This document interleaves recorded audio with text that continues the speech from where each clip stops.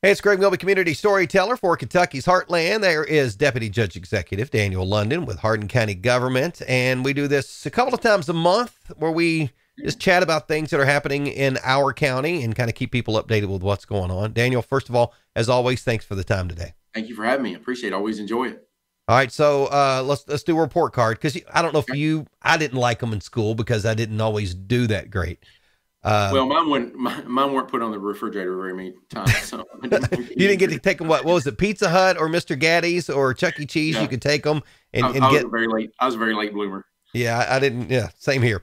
I'm actually still waiting for my blooms. I'm still budding. I'm budding a little bit. So on the backside of this ice storm, let's grade ourselves. How do you think you guys did as a county in being prepared and executing the roads and things like that after the ice storm?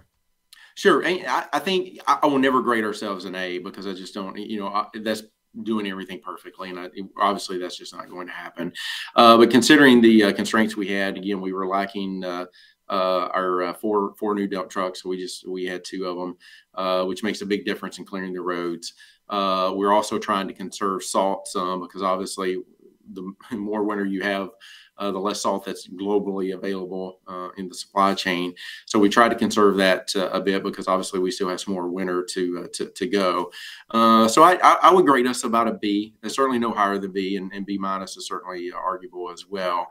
Our guys did a phenomenal job, again, quite dedicated. And I remind people we have over 600 square miles of property in the county. We have 600 miles, almost 600 miles of roads, and there's about 900 actual roads. It takes depending on how things flow, at least 10 hours, usually closer to 12 hours to touch every road in the county. So it's a tall task. And again, that's assuming everything goes very, very smooth. Our guys, again, were phenomenal, dedicated, did a great job with the constraints, an Army term that I'm used to in planning, constraints and restraints.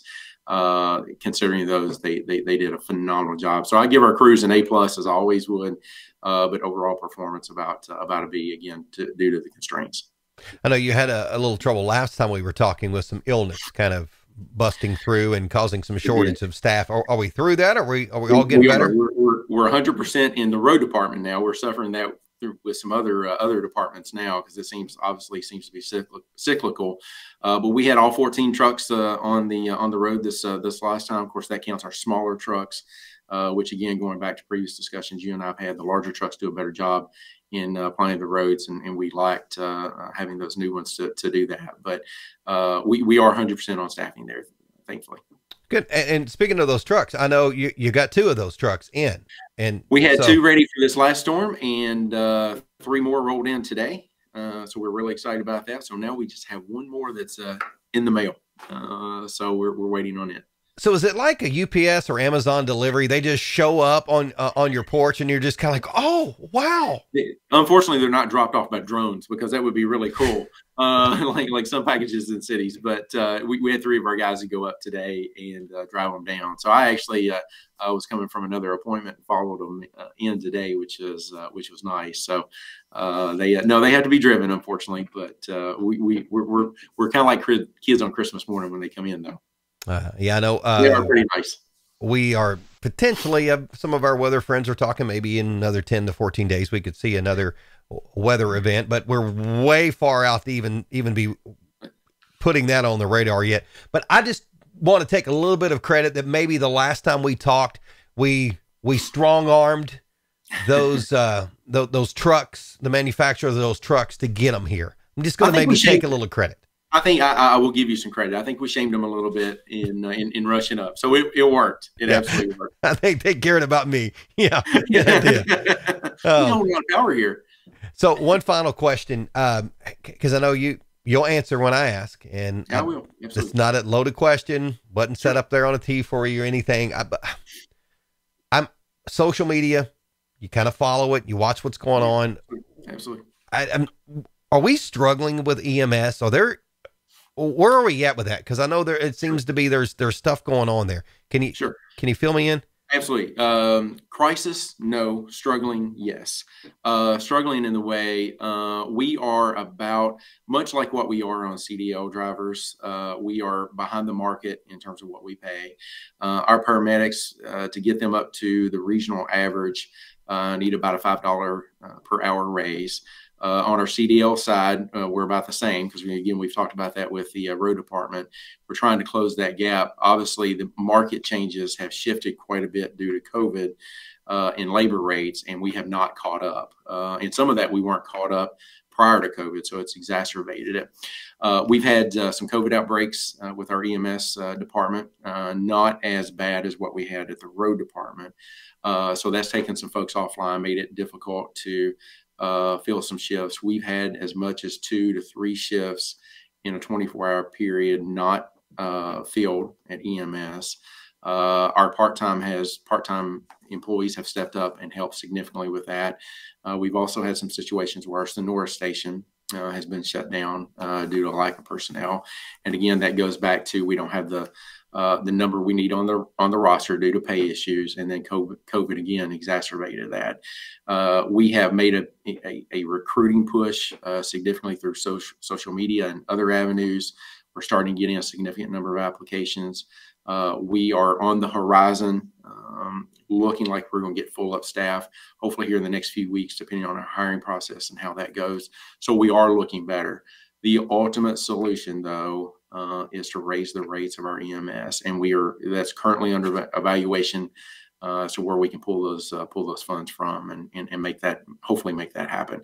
We may not quite get to the regional average, but we're going to get much closer. So how do you fix that? Because, the great place to be. I mean, love this area, but it does boil down to a lot of times who's going to pay you more. And that $5 an hour, that's a big gap. I mean, how do you fix that? And how long do you think it will take to actually get us back close to where we're competitive for those workers?